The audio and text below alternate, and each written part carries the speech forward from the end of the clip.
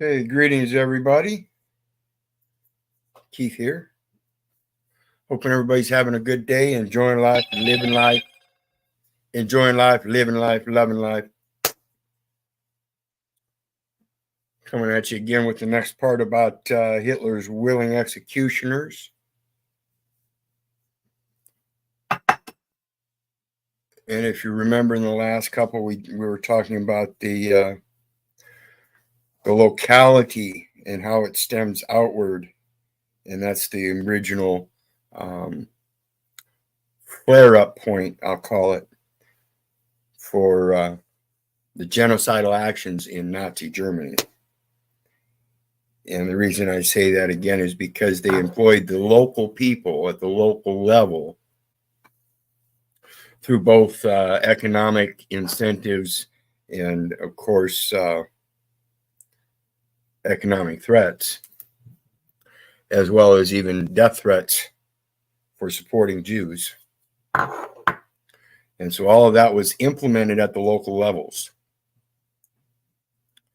And this is the same thing that's happening today around the world in various different forms and fashions when it comes to government bodies. And the ideals that the general population will take up, that those political bodies put forth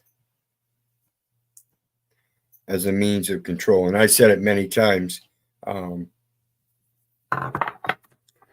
all venues use a ad hominem of some sort, some kind of a noun descriptor, whether it be Nazi or anti-Semitic or Jew or Christian. They're all ad hominems that show a separation.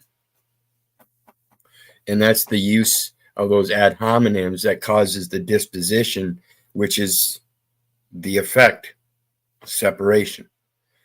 And as I've also mentioned, it's a statistical thing. It's a research.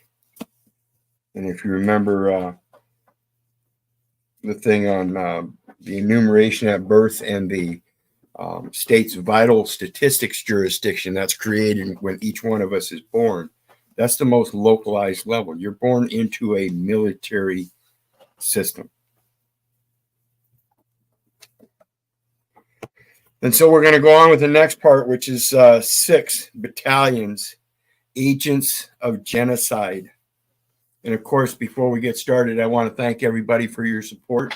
Please hit that like, share, and subscribe button. If you're on Keith Little, El Perro, or Hecklebus, get on over the other channels and do the same. And of course, there's PayPal links in the details section below for anybody that wants to share some love. And there, of course, is a StreamYard link down there for anybody who wants to jump up on panel. So we're going to start with police battalions, agents of genocide. And of course, it's the order police was as integral to the commission of the Holocaust as the Einsatzgruppen and the SS were. It was composed of the uniformed police under which police battalions operated. Police battalions were the branch of the order police most intimately involved in the genocide. And that's why I say it was at the local level that all of this stuff was actually implemented. The mobility made them, unlike other parts of the order police, a flexible general instrument for implementing genocidal policies. The character of these units and the deeds that they performed provide an unusual clear window onto some of the central issues of the Holocaust.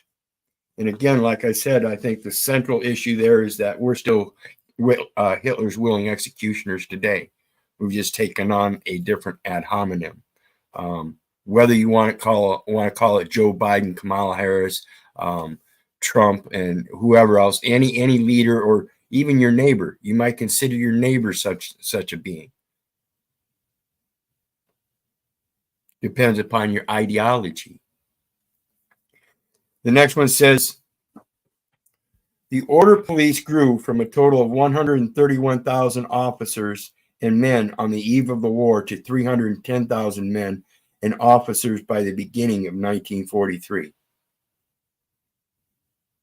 Now, if you remember in our last reading, that was one of the statistics we read on, and I want to import that when we use the statistical elements to gain a concept of what's going on, I think it's pertinent to be able to correlate to current events today.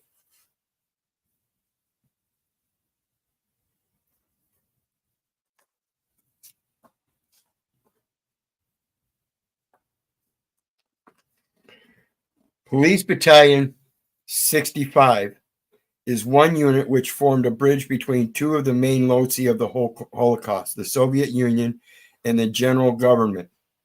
After its murderous 1941 advance through southern Soviet territory, described, the new year greeted the men of Police Battalion 65 with more hazardous duties than bringing unarmed people to slaughter.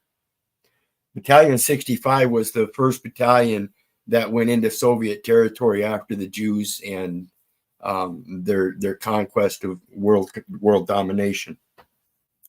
In January of 1942, most of the men joined the group Scherer, which was engaged in the bitter battles around Cholm in northern Russia, more than 100 miles southeast of the battalion's headquarters in Luga. Their engagement in battle lasted over 3 months, during which they fought alongside army troops in fierce encounters with the Soviet army. And as we see today, we have a reserve organization that's made up of civilian corps. That civilian corps is your private contractors for the policing units, your sheriffs, things like that. So you got a sheriff, but the deputies, they're all hired through the county attorney. That's a civilian corps, private.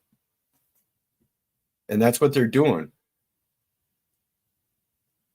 These are all military tribunal courts, courts of probate, administrating judicial determinations of fiat script, fiat paperwork, literally again known as the Battle of the Forums. It's the same thing. That's why we have statistics. Everybody gets so interested in the statistics and wants to play this part or that part. And again, it's a big audition, and I'm auditioning for a part in heaven. Y'all are auditioning for a part here on earth as your 15 minutes of fame because you want that headstone to read something nice at the end of your life. That's the problem.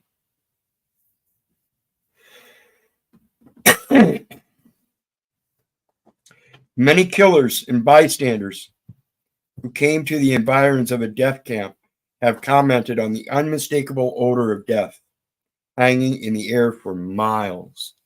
Now, once they went through Soviet Union and gathered up Jews to bring them back to the death camps, they went out with whips to prod them along. And if there were old women, old men, infants that couldn't walk, they just shoot and kill them on the spot. But those that were able-bodied, they couldn't spare the bullets. And of course, they wanted to do some medical experiments in the meantime, and it was good labor. Value systems, folks. Your ideals, your ideologies. The policemen all knew the Jews' final destination well before they reached the gates of the Inferno. The Germans' various euphemisms for killing were known to all engaged in the business. The men of the Police Battalion 65 were particularly wizened to the nature of Jewish resettlement. Having been among the first Germans in the Soviet Union to perpetrate genocidal massacre of Jews well over a year before this particular deportation. So they'd been slaughtering Jews long before they started doing the deportations. And again, that's the whips. They went into families, the Jewish houses, and whipped them outside, had them undressed. And like I said, the older people that were immobile, ambulatory, infants, they were shot and killed on the spot. And then the able-bodied peoples marched out and then marched to a central location and then shipped off to camps.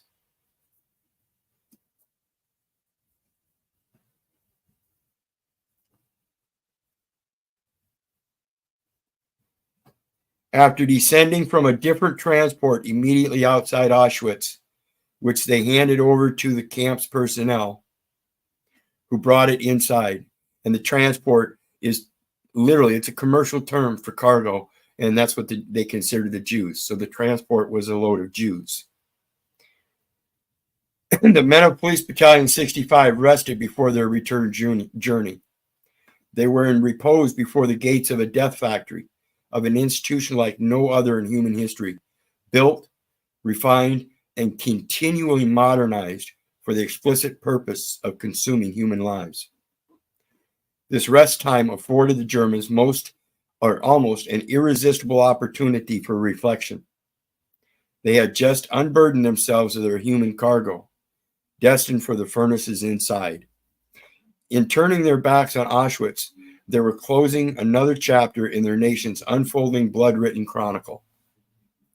These men had just contributed to a small yet palpable alteration of the world. They call it palpable. Palpable makes it seem like it's almost reasonable. That's okay. I can test that. It doesn't matter who you're doing it to or who you are. It's not palpable. They had just completed a deed of great moral magnitude. Great moral magnitude makes it sound like it's palpable. Makes it sound like it's great. I can test that as well. Not one of them, especially the first time he stood before these gates, could fail to have been aware of this. They knew it. They were conscious of it. They knew they were taking other lives, innocent lives, because they certainly wouldn't want to see their own grandparents and children, infants that had no idea what was going on, be slaughtered. And that's what it was, a slaughter.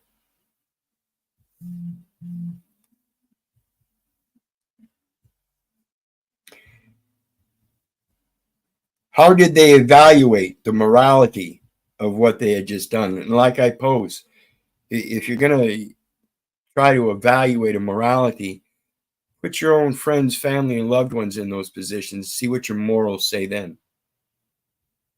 Because I know every last one of you has friends, family, and loved ones that don't have the same ideology. It's just fucking insanity again. With what emotions did they gaze upon the transport disappearing into the death camp? What did they say among themselves as they saw the smoke rise, as the unmistakable smell of burning flesh assaulted their senses? And it's an unmistakable sense of smell, or smell. There is no other smell like it.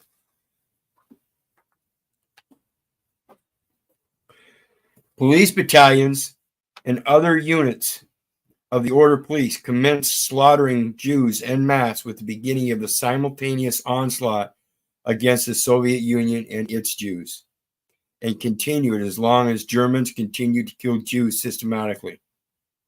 It cannot be said precisely in how many deaths police battalions were complicit. The number is certainly over 1 million and could be 3 times as high. That's just the police battalions. It's not the military.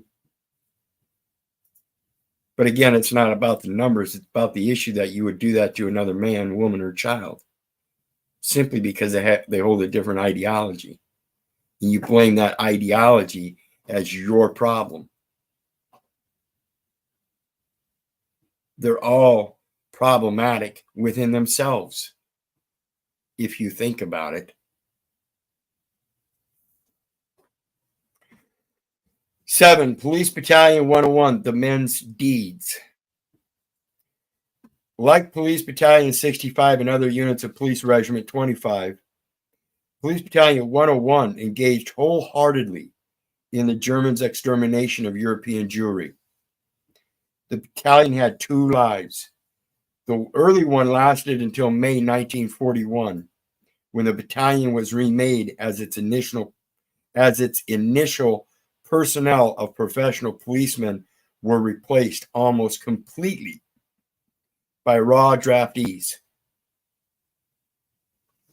Before its first life came to a close, Police Battalion 101 participated in lethal activities, but in comparison to its later life, only sporadically. So the first remaking of the Police Battalion 101 was raw recruits almost entirely, and they did some sporadic killing. Then they remade Police Battalion 101 again and did the same thing, almost completely replaced the entire battalion.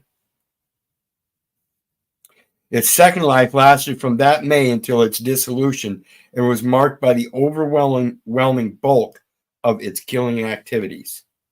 In other words, it turned from occasional killings sporadically to that's pretty much all they did.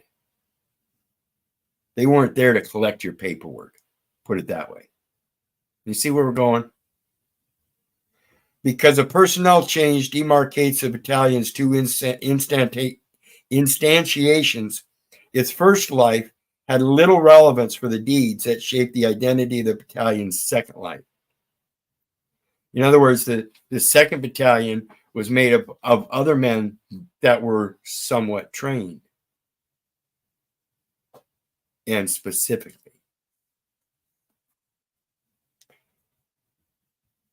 That shaped the identity of the battalion's second life as a genocidal cohort.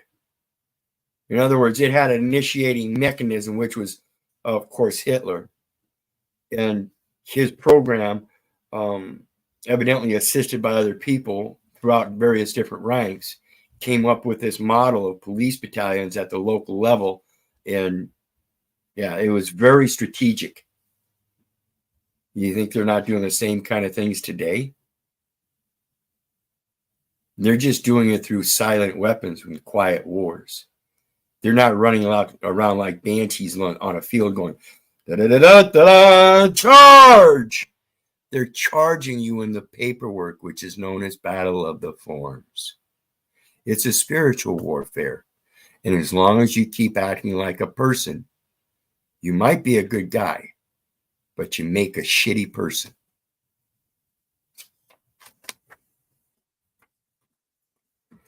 The next part says, Police Battalion 101 was manned overwhelmingly by reservists. In other words, people, like I said, that already had some kind of training. By men who were called to duty between 1939 and 1941. Men who were not yet in any military or security institution. The men least likely to be martial in spirit and temperament. In other words, martial means to put in order. They wouldn't be able to put in order their spirit and their temperament. And this is why I talk about the merits. The merits are their spiritual credits. That's where you get your credence of your spirituality. And that's the breath of life that makes us a living soul, not men. Greetings, Chris. Oh, greetings there, Keith. How's it going, brother? Doing good, doing good. The studio's a little dark here. I'm going to turn the light on. I don't know. So it seems to be a little better. I posted a couple of interesting links that I had in my own research notes up in the chat on YouTube there, which kind of back up what you're saying about how the structure of things is similar in our current society.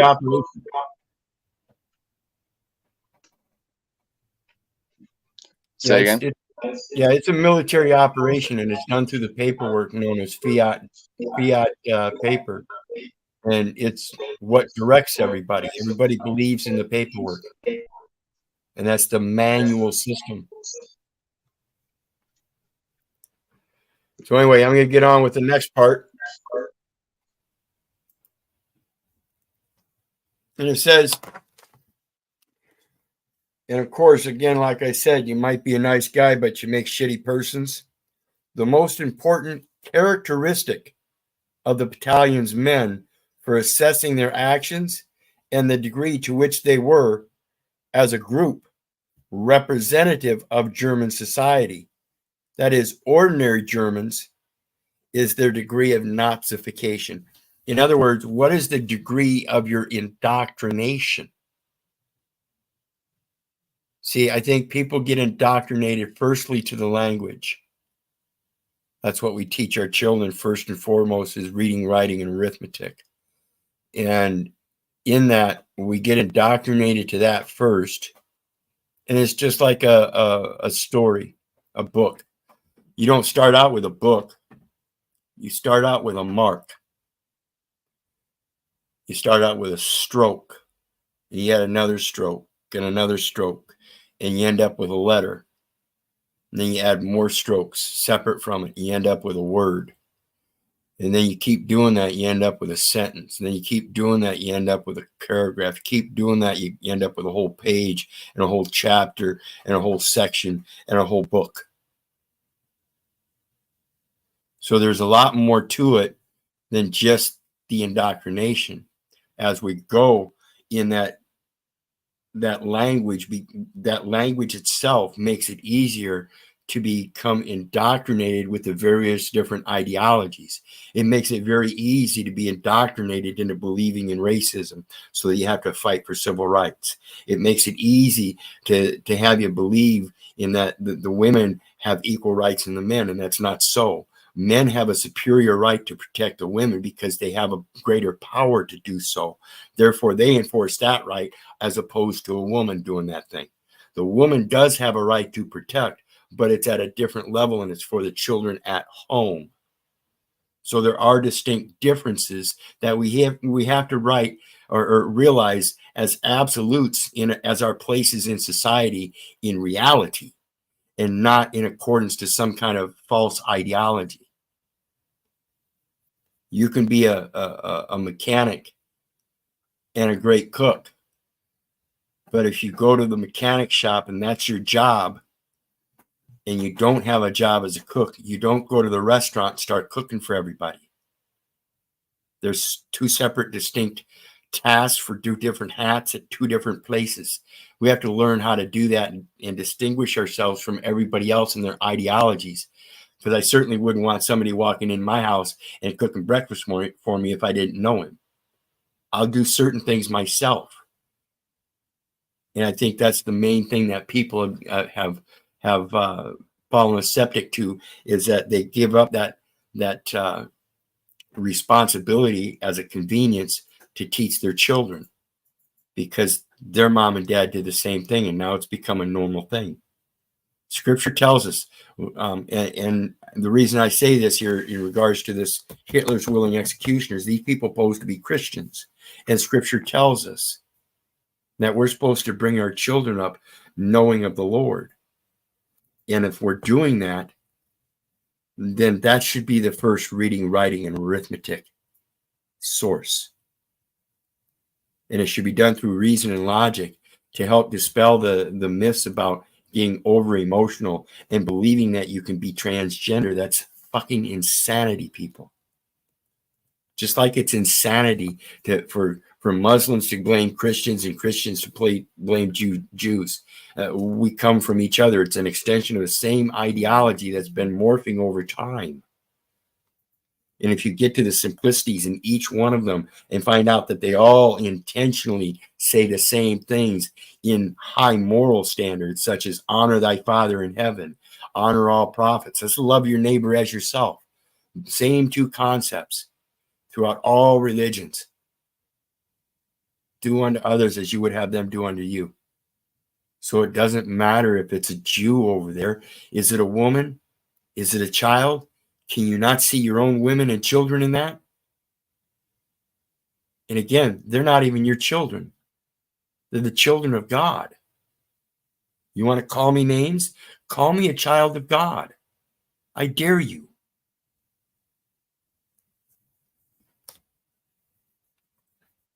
So it's the indoctrination through that education that destroys the spirituality. See, I think we're firmly supposed to be bringing our children up in the spirit first, help them develop that spirit, and that prevents a lot of different levels of fear from setting in. Because if you bring a child up in confidence in their own abilities and skills, that's one of the greatest confidence builders there is. But when you put a child down because he can't do something that you claim is normal for everybody, you don't allow him to develop his skills and pick those traits up as part of his skill. Almost every talent I know of, you have to be able to eventually learn reading, writing, and arithmetic. So if you bring them up in the spirit of their talent and give them confidence in that, and they yearn for it, they will themselves yearn how to read and learn how to read, write, and do math. They will be self-motivated. When you spend their time at 5 years of age trying to shove it down their throat as if though it's got to be the way you say, you might be indoctrinated. And all those kids out there saying, no, fuck you, you ain't my daddy, they might not want to give up that spirit. And that's exactly what you're doing. Moms and dads, you're party to it, not just the teachers. You're the ones providing that contract. You're the one registering, making that pledge. Because you've been indoctrinated, don't even know how to look up what registration means. I urge you to get back to the language. That is what's indoctrinating you. So it doesn't matter if you're transgender or Nazi-ation, whatever, democracy, demo-crazy, I don't care. It's all ideology. You really need to get back to the simple truth of the matter. We're all creatures of God. The order police filled out Police Battalion 101 with an auspicious group. It nevertheless made little effort to hone these men through physical or ideological training into men bearing a more soldierly or Nazi attitude. In other words, they didn't care about their ideologies. They brought them in. And when they say auspicious here, I believe it to mean generally something of the middle or higher class people that were in civilian workforces that had skills like the record keeping and transferring orders and radio and command and stuff like that. Things that had a little bit more technical use than just going around killing people. In chorus, the men testified to the perfunctory nature of their training. Some men were drafted but weeks or days ahead of the beginning of the battalion's killing life and were thrown directly into the genocidal fray. One such man was a dairy farmer until April 1942. He was called up, given brief training, prior to being sent to Police Battalion 101, and before he knew it, found himself engaged in genocidal slaughter. Nothing whatsoever indicates that any attempt was made to examine the fitness of these men for their future genocidal activities by investigating their views on crucial ideological subjects, particularly the Jews. And so what we have today is the volunteer resident and citizenship program. It's called National Community Volunteerism. And this is where we have a presumption of a militia of people that are well armed and will shoot people.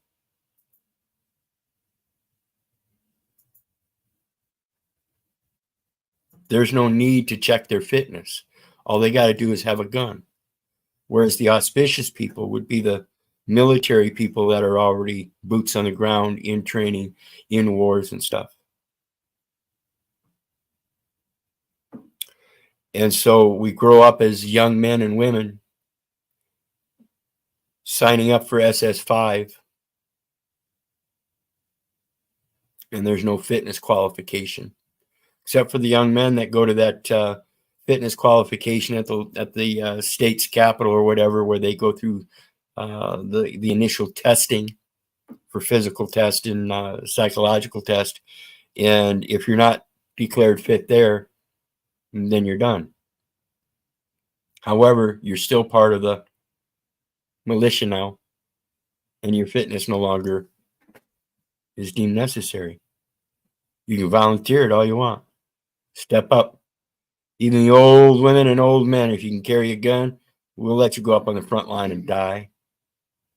See, that's what war is all about. It's not about particularly an ideology, but the fact that people are willing to die for that ideology. And if you're willing to die, then you're willing to kill. I'm not willing to die for any ideology except for that of following Jesus Christ. Pure and simple. I trust no man. I'm not going to shake your hand. I might give you a hug. But before any of that happens, we're going to make sure we both trust in God.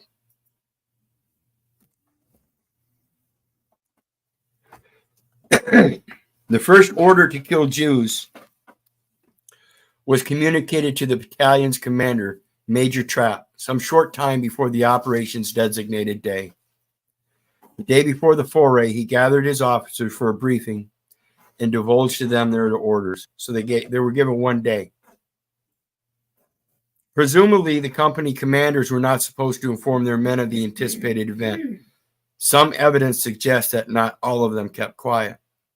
Captain Julius Wolof, the commander of First Company, who was to become an enthusiastic killer of Jews, apparently could not keep his anticipation to himself. One of his men remembers Wolof having characterized their upcoming mission in Jezebel as an extremely interesting task. He was very interested in it, and he loved doing it. This is a psychopath. We have a modern day population full of psychopaths. Without stating explicitly whether he then learned of the upcoming massacre, another man recounts having learned of an aspect of the preparations that presaged the character of their entire stay. I can still remember clearly that on the evening before the killing in Jezebel, whips were handed out. I personally did not witness it because I was in town making purchases. I learned it, however, from my comrades after my return to our quarters. In the meantime, we got wind of what kind of operation lay ahead of us the next day. The whips were to be used in driving Jews out of their homes. The whips were made of genuine oxhide. The men thus outfitted for the upcoming massacre were those assigned to drive the Jews out from their homes and to the assembly point. Exactly which companies they were from, he says he can't remember. And it doesn't matter. They were all willing participants. And again, this is psychopathic behavior. I don't care what your ideology is. When you think it's okay just because somebody else said so to go ahead and kill somebody because some other different ideology that wasn't even yours to begin with. Now you're just wanting to be part of the popularity contest. And now you know what the importance of that popularity contest is all about? And it's the statistical record. See, everybody wants to be a part of history. They want to be part of the victor. So again, you have to be part of the war.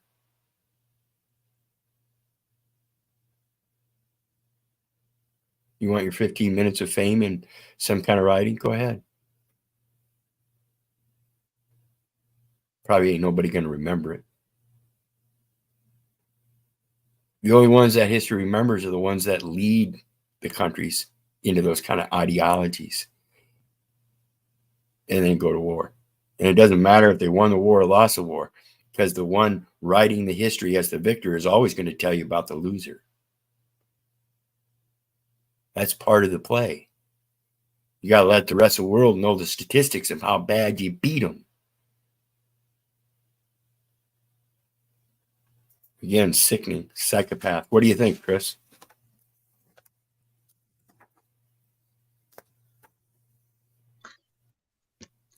Oh yeah, absolutely concur with what you're saying there.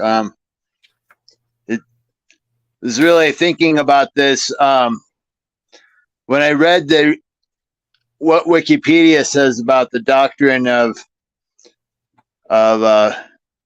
superior respondent. It's very interesting to note that the courts determined that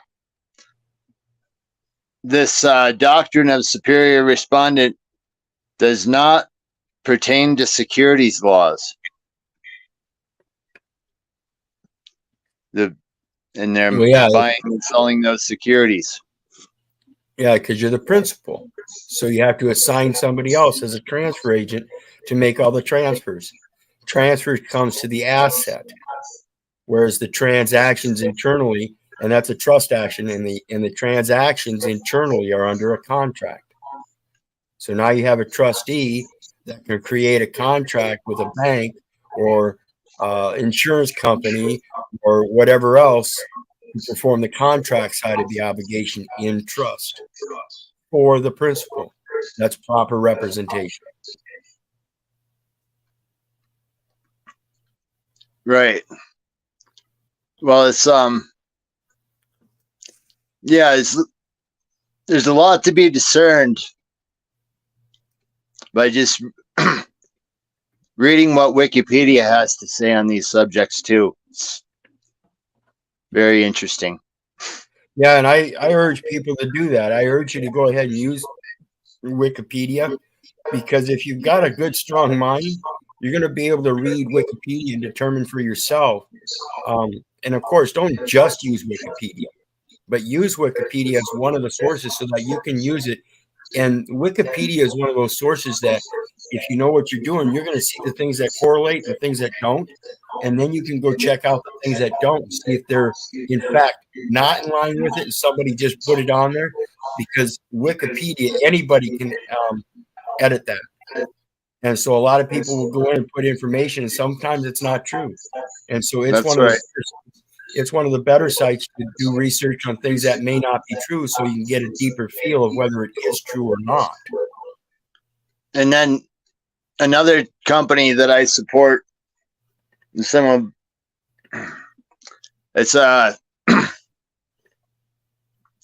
called Investopedia. It's Yes. A company that's put forth by the group called Meredith or Meredith.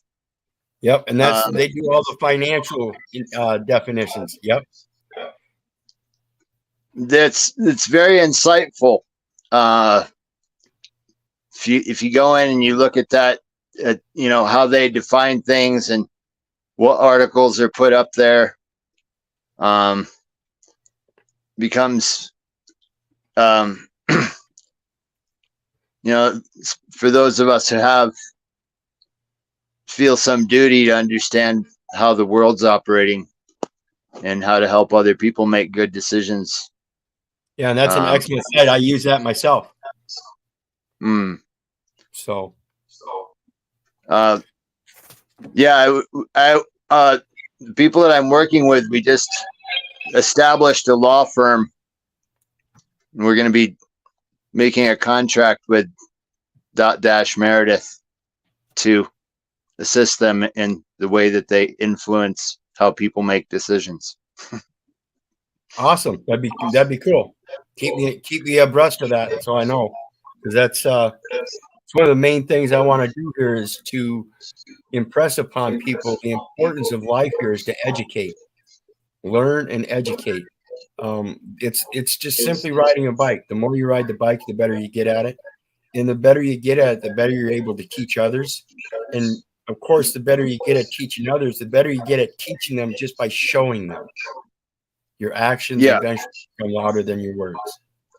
Well, I was invited to go to their headquarters in India, in Bangalore, India, and help them to organize the company in that region of the world. They're mainly out of New York, but they have some things going on with India, since India has such a predominant economy. And so I'm going to travel there after I go to the Himalayas for about 6 months and help them organize some things in the way that they communicate with people through the internet on that website, and maybe make some improvements to how it's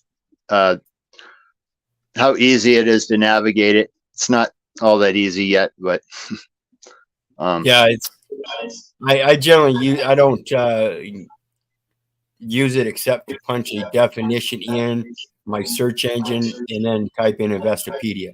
That way it takes me straight to the definition I'm looking for, and that's what I'm after. Yeah, well, we're gonna want to upgrade their the education aspect of that website that they're offering. We'd like to upgrade a lot, various aspects of it. So it's kind of the goal. So that those that come on Investopedia, then they'll feel encouraged to get a financial education, as well as some background information on how to operate under international law and not get crushed by the banks.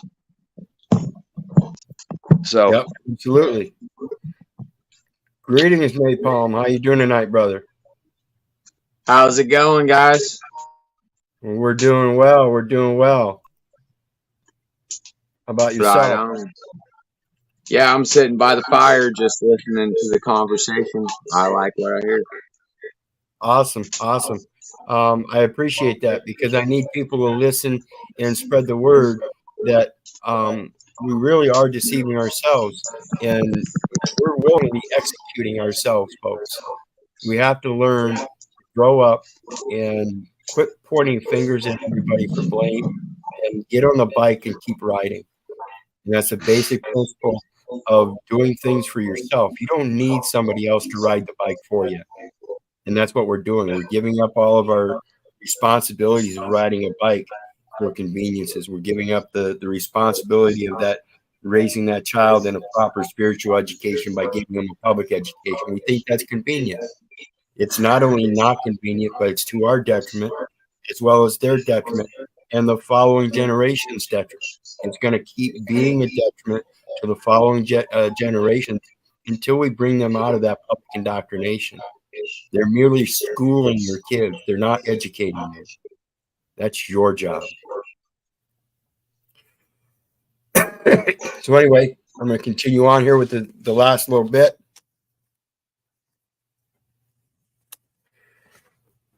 The perversity of Nazified Germany mind was such that thinking of their own children was not intended to, calculated to, and evidently did not, except in a case of a few, arouse sympathy for other children who happen to be Jewish. Instead, thinking of their children spurred the Germans to kill Jewish children. This is the very animal instinct of a pride of lions and a male lion taking over another pride. If there are male cubs, he will kill them. This, however, is certainly different.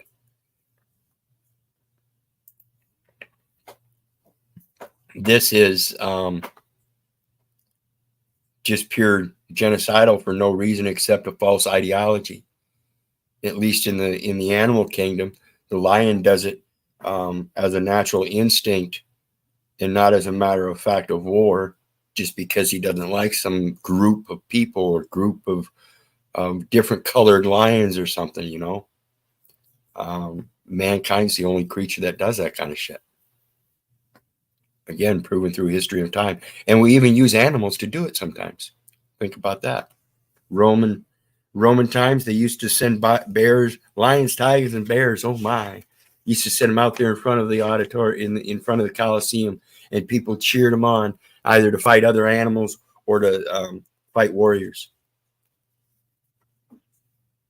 or just to simply eat people they didn't like. When dawn arrived, the Germans began rounding up the Jews from the ghetto of Josefau. They combed through the ghetto in small groups, generally of 2 or 3, driving Jews from their homes. The men of 3rd Company had received, directly from their company commander, the same instructions as the others, that during the evacuation, the old and the sick, as well as infants and small children and Jews who put up resistance, are to be shot on the spot. The Germans were incredibly brutal, carrying out with abandon their orders not to bother transporting the non-ambulatory to the roundup point, and instead kill them on the spot. Like I said, the older men and women that couldn't get up and walk and do it themselves, they were just shot. Infants, just shot. I saw about 6 Jewish corpses who had, according to orders, been shot by my comrades where they found them. Among others, I saw an old woman who lay dead in her bed. When the Germans' work was completed, Jewish corpses lay strewn throughout the ghetto, as one of the Germans put it, in the front yards, doorways, and streets, all the way to the market square. A member of 3rd Company describes the handiwork. I also know that this order was carried out because I walked through the Jewish district during the evacuation. I saw dead old people and infants. I also know that during the evacuation, all patients of a Jewish hospital were shot by the troops combing the district.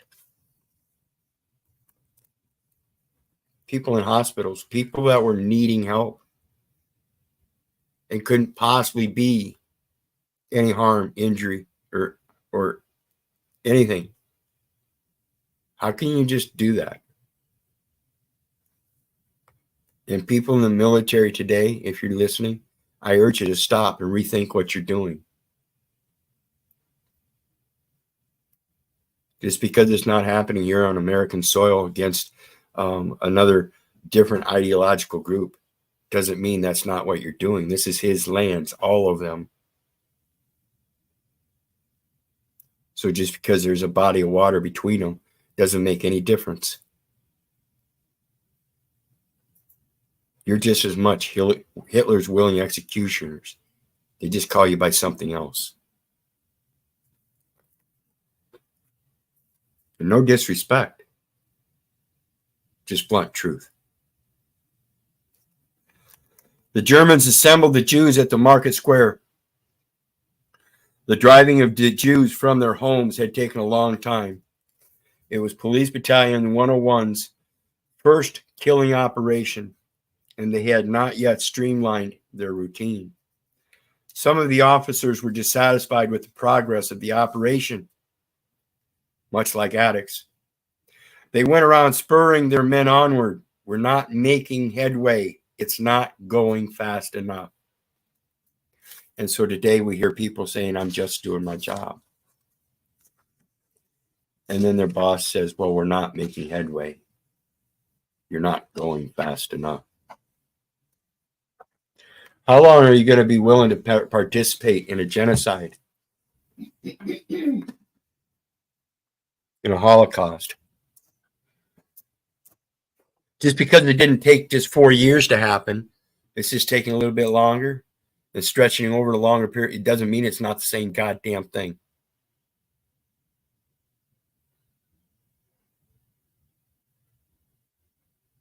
It's sickening how brutal people can be to each other. Believe me. I give no fucks if you reach across the tray and want to grab food off my tray. I'm going to stab you. Come at me with a shovel, threaten to knock me out, and I somehow get that shovel in my hands, I'm knocking you out. I don't care what your ideology is. I care how you act. Actions speak louder than words. Please make them peaceful, and we'll get along just fine. Nothing other than that need to be discussed, really. I really don't care what your ideologies are.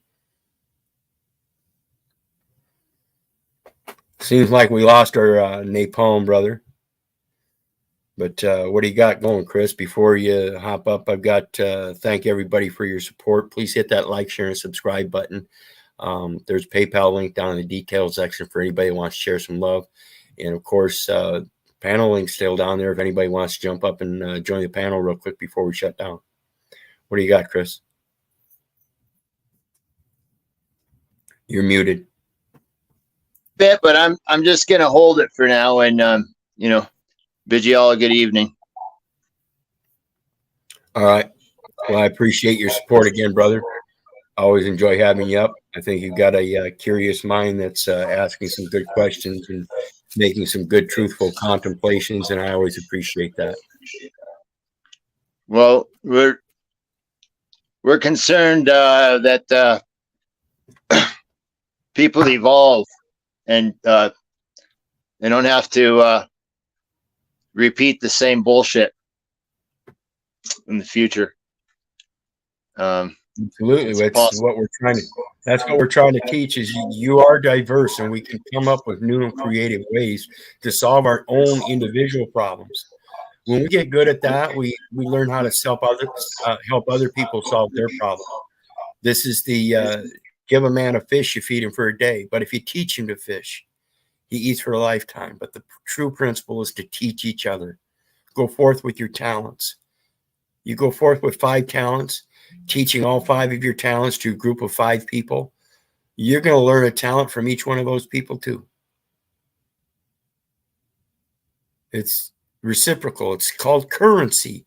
It's called circulation in its most basic element, and it's scriptural. So, well, I want to thank everybody once again. I love you guys. You know I don't give a shit whether you love me back or not. May God bless you, and have a good night. Have a good night. Bless y'all.